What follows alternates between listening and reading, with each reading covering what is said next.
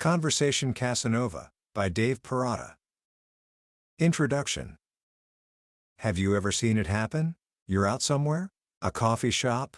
A party? Maybe just waiting in line? And you see a guy walk up to a complete stranger. He doesn't look like a movie star. He's not wearing a fancy suit.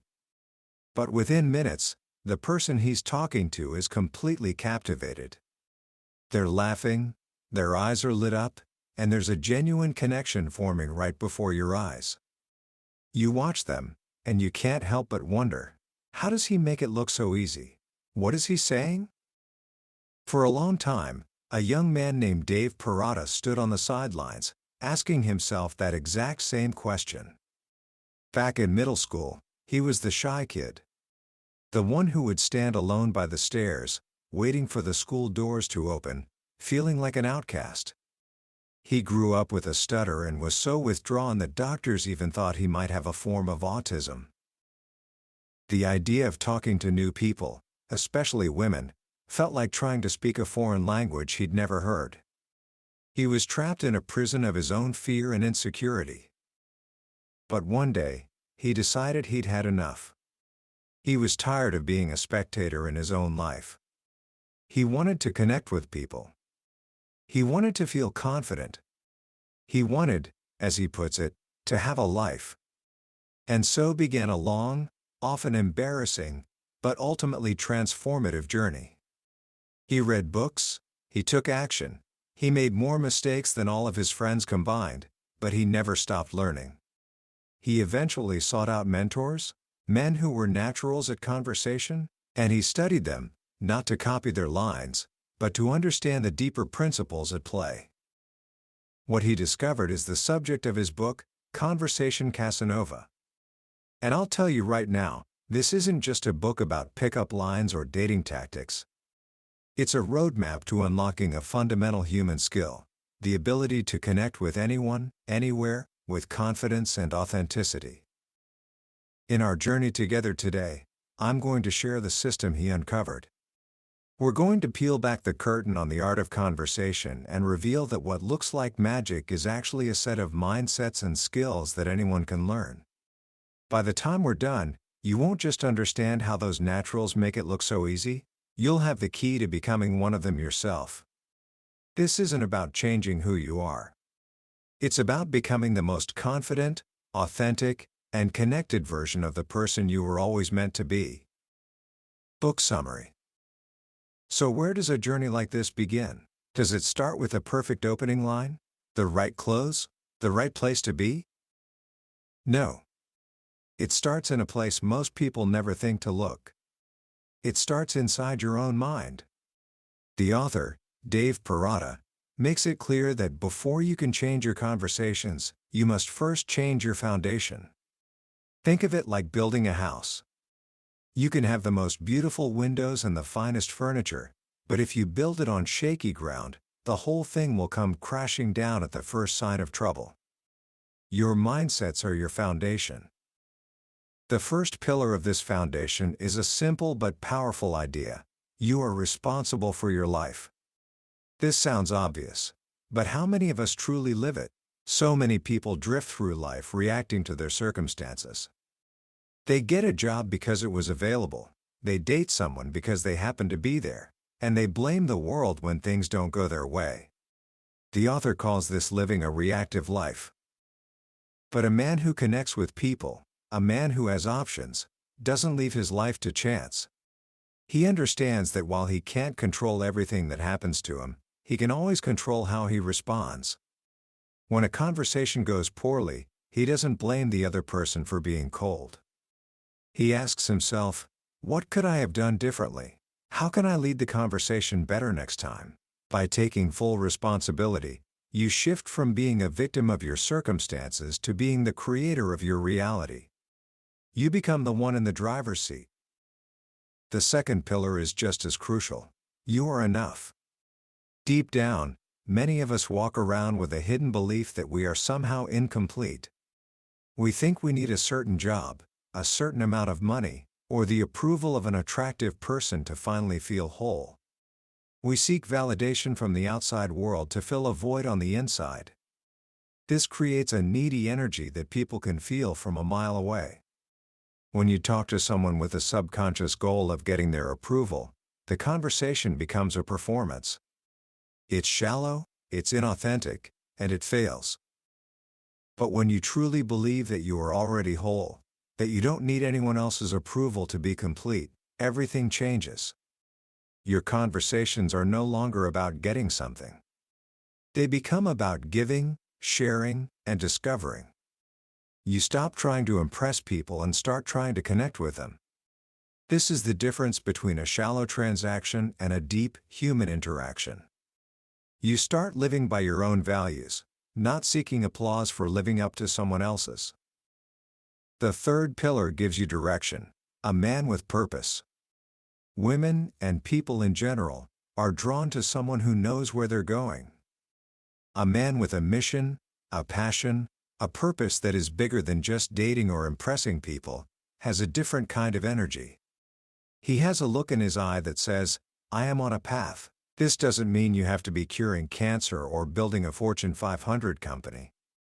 Your purpose can be anything that lights you up: mastering a skill, building a project, creating art, helping your community. The key is that women are not your number one priority. They are a wonderful, amazing part of your life, but they are not the center of your world. When a woman senses that you have a driving purpose, she knows you won't be dependent on her for your happiness. You won't be clingy or needy. You have your own engine, and that is incredibly attractive. It allows you to love women genuinely, without relying on them to fill a need they were never meant to fill. And finally, the fourth pillar, which is perhaps the most transformative when it comes to social dynamics: assume attraction until proven otherwise. This one is a game changer. Most guys do the opposite. They assume a woman isn't interested, and then they spend the entire conversation searching for tiny signals, a smile, a laugh, to prove she might be. They're constantly on the defensive, waiting for permission to be confident. The Casanova mindset flips this on its head. You walk into every interaction with the quiet, internal assumption that the other person is open to connecting with you. If she's dressed nicely, it's because she wants to be seen. If she makes eye contact, she's inviting you in. You treat every sign as a green light. Now, this doesn't mean you become arrogant or ignore clear signals of disinterest. It's not about delusion. It's about giving yourself permission to be confident from the very beginning. When you assume attraction, you talk to women differently. You're more playful, more direct, more flirtatious. You're not waiting for an invitation to be your most charming self. You're bringing that energy from the start. And what's fascinating is that your reality often begins to reflect your beliefs. When you act like someone people are attracted to, people become more attracted to you. With this solid foundation of mindsets in place, we can now move to the external world, the moment of action. That moment you see someone you want to talk to, and a wave of fear washes over you. Your brain floods with excuses. She's busy. She's probably got a boyfriend. I don't know what to say. So how do you conquer that fear? The author offers a brilliant perspective shift. Instead of focusing on the conversation, focus on the fear itself. Your goal isn't to get her number. Your goal is to do the thing you're afraid to do. Every time you face that fear and act anyway, you build a little bit of courage. It becomes a personal victory, regardless of the outcome. He also suggests a powerful mental trick called the reversal of risk. In the moment, it feels like approaching is the big risk. You could get rejected and feel embarrassed. But what's the real risk? The risk of approaching is a minute or two of potential awkwardness with a stranger you'll likely never see again. That's a small risk. The risk of not approaching is missing out on a potentially amazing connection, and worse, reinforcing the habit of letting fear control your life. That is a massive risk. When you see it this way, it becomes riskier not to act. So you've conquered the fear, you're walking over. What do you actually say? This is where most people get stuck. searching for a perfect, magical line. But the truth is, the opener is less important than the energy behind it. The author provides 5 simple, effective ways to start a conversation. One of the most powerful is going direct. You simply walk up, smile, and say something like, "Hey, I know this is a bit random, but I saw you from over there and I thought you were cute. I had to come say hi. I'm Dave." It's honest, it's confident, and it cuts through all the games. The key is to say it slowly, with warmth, not like a rehearsed line. Another is the situational opener. You simply comment on something you're both experiencing. If you're at a concert, you can talk about the band. If you're at a grocery store, you can playfully ask her opinion on which brand of coffee is better. It's natural and low pressure. The point is, the opener is just a key to open a door. It doesn't need to be clever. It just needs to be said with confidence and warmth. But here's where the real art begins. A great opening line with a terrible delivery is like a beautifully wrapped gift that's empty inside. Your first impression is made in seconds, and it's mostly nonverbal. The author stresses a few critical mistakes to avoid. The first is talking too fast. When we're nervous, we tend to speed up, which signals insecurity. He advises slowing your speech down to the point where it almost feels too slow. That's usually the right pace. It conveys confidence and control. The same goes for your movements. Confident people move with purpose and calm. Anxious people make fast, jerky movements. Walk slowly, turn your head slowly, and avoid fidgeting. And then there's your smile. He distinguishes between a goofy, friendly smile, the kind that screams friend zone, and a sexy smile. Think of a slight, knowing grin, almost a half smile, that shows very little teeth. It's confident and a little mysterious. Combine that with strong, steady eye contact, good posture, and speaking from your belly for a deeper tone of voice, and you've created a powerful first impression before you've even had a real conversation. Now, the door is open and you've made a great first impression. How do you keep the conversation from stalling? The author suggests a simple, brilliant follow-up after your introduction. Ask, "What are you up to today?" This question is a logistical tool. Her answer tells you immediately if she's in a rush, has a few minutes, or has all the time in the world. If she's in a rush, you keep it short and sweet. You can say, "Well, look, I know you've got to go, but you have a really fun vibe. We should grab a drink sometime." You get her number and you leave on a high note. If she has a few minutes, you can engage in some light conversation. A great way to do this is with assumptive statements. Instead of asking, "Where are you from?" you can playfully guess, "You don't seem like you're from around here. You have a bit of a New York vibe." It's more engaging than a boring interview question and opens up a fun topic. After a few minutes of good conversation, you get her number and move on. The conversation has started, but how do you inject that spark, that playful energy we call flirting? This is the core of the book, and the author's biggest point is this: the single most important key to effective flirting is intent. Most men talk to women they're attracted to in a friendly, platonic way. Their words might be fine, but their energy is that of a friend, a tourist, or an interviewer. There's no sexual intent behind it. The woman is left confused, thinking, "Why is this guy talking to me?" Communicating with intent means that through your eye contact, your tone of voice, and your body language, you are subcommunicating. I am a man, you are a woman, and I am interested in you in a romantic way. It's not crude or aggressive. It's a confident, masculine energy that charges the conversation. It's the difference between being seen as a potential romantic partner and being put in the friend zone. So how do you do this with your words? The author breaks down the art of sexy flirting. He explains that great flirting is often subtle and leaves room for mystery.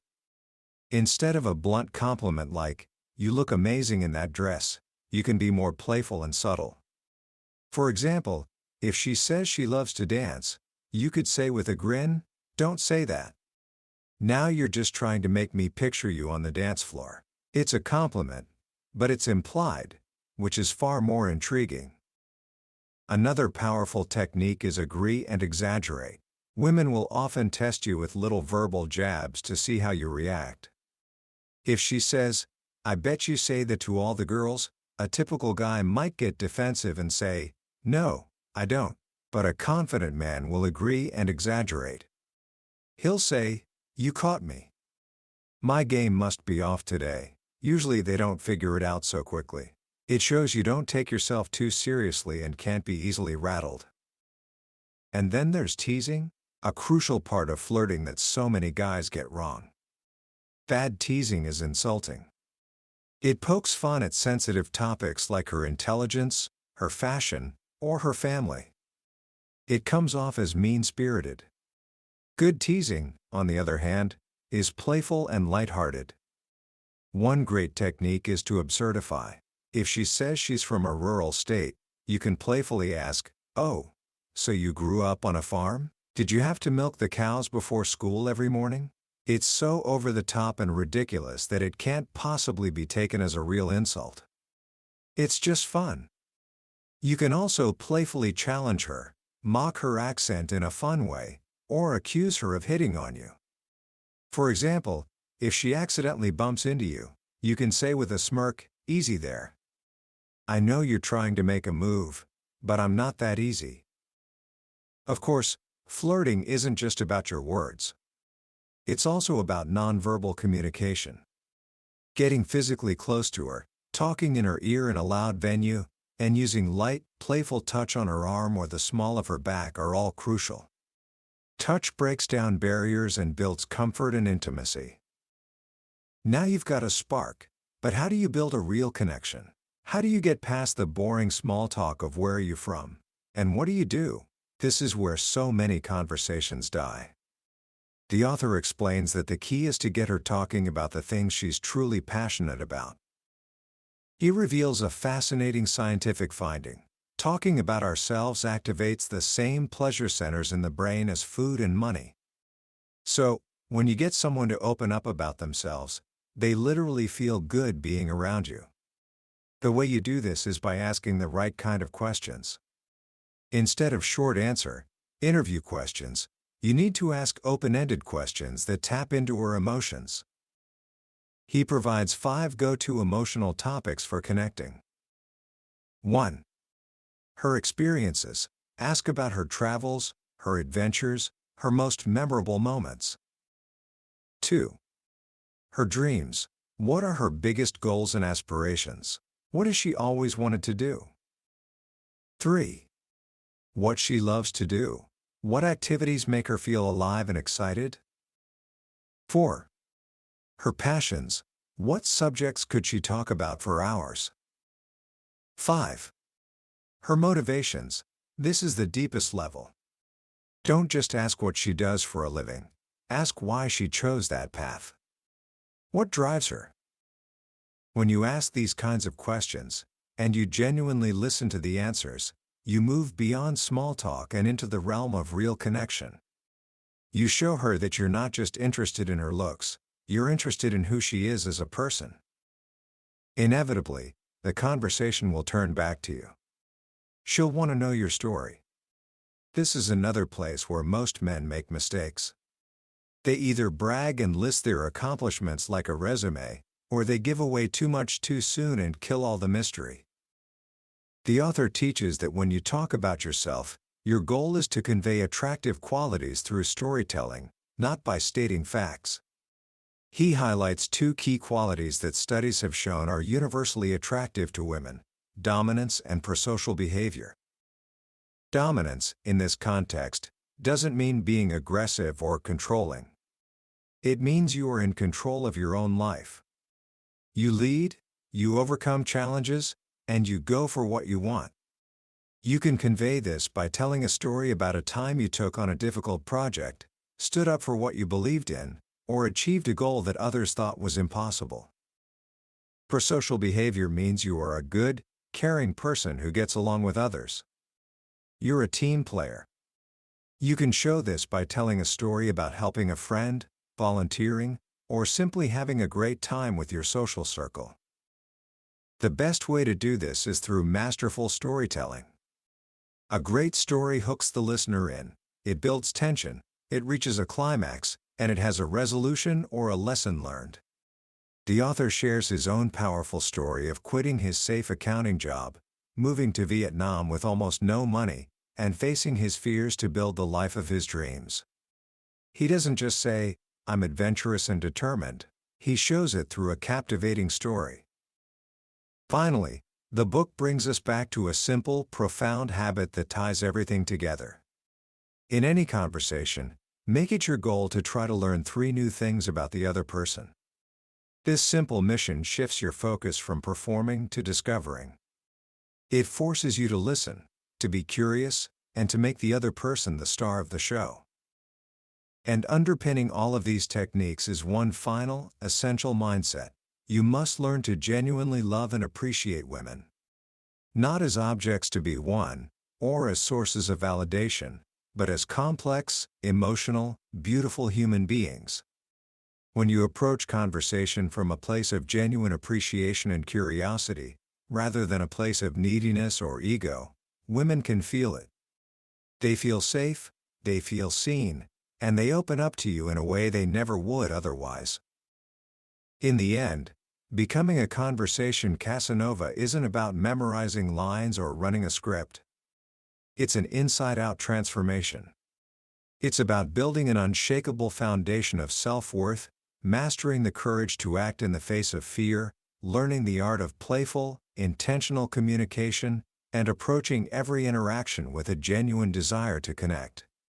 It's a journey to becoming not just better with women, but a better, more confident, and more charismatic man in every area of your life. Commentary. As we reflect on the ideas in Conversation Casanova, it's clear that this book is about something much deeper than just talking to women. At its heart, it's a guide to overcoming the internal barriers that hold us back from connecting with other human beings. Fear, the need for approval, a lack of purpose, these are the invisible cages that keep so many of us trapped in lives of quiet isolation. What I find most powerful about Dave Perrotta's message is its focus on the internal game. He understands that conversation is just an expression of who we are on the inside. You can't fake genuine confidence. You can't script authentic curiosity. These things have to be cultivated from within. The mindsets he lays out, taking responsibility, knowing you are enough, having a purpose, aren't just dating advice, they are principles for living a powerful and fulfilling life. In a world that is becoming increasingly digital and disconnected, the ability to walk up to another person and create a real, face-to-face connection is becoming a superpower. This book is a reminder that the most advanced communication technology we will ever have is our own voice, our own empathy, and our own courage. It demystifies the process, breaking it down into learnable skills. It teaches us that charisma is not a magical gift bestowed upon a lucky few, but a muscle that can be trained through practice, perspective shifts, and a willingness to step outside our comfort zone. The ultimate lesson here isn't about becoming a Casanova in the traditional sense, a man who conquers or collects. It's about becoming a man who connects. A man who can make others feel seen, heard, and appreciated. A man who brings a positive, confident energy into every room he enters. So how can you start putting these ideas into practice today? Here are 3 simple actions you can take. First, for the next week, I challenge you to adopt just one of the Casanova mindsets. Assume attraction until proven otherwise. You don't even have to talk to anyone new. Just walk through your day with this quiet assumption in the back of your mind. Notice how it changes your posture. Notice how you make more eye contact. Notice how it makes you feel more present and confident in your own skin. Second, practice the habit of learning 3 things. In your next 3 conversations, with a barista, a coworker, a family member, Make it your sole mission to learn 3 genuinely interesting things about them. Shift your focus entirely from speaking to listening and discovering. See how it transforms the dynamic of the conversation. And third, slow down. For just one day, make a conscious effort to speak and move 15% slower than you normally do. This will feel strange at first, but pay attention to how it makes you feel. You'll likely feel more deliberate, more in control, and more powerful. Watch how others respond to this newfound calm and presence. That was a summary of Conversation Casanova by Dave Perrotta. We've explored the core ideas today, but a summary is like looking at a photograph of a magnificent feast. You can see what's on the table, but you can't taste the food. The real experience, the true flavor of the lessons, comes from sitting down with the book yourself. If any of the ideas we've discussed today resonated with you, if you felt a spark of recognition or a desire for change, I encourage you to pick up a copy. Reading it isn't just an act of learning, it's an investment in the most important skill you will ever possess, the ability to connect with others. Also, if you found this journey valuable, please show your support by liking this summary and subscribing to the channel. That way, you won't miss our next deep dive into another life-changing book. Let's continue to learn and grow together.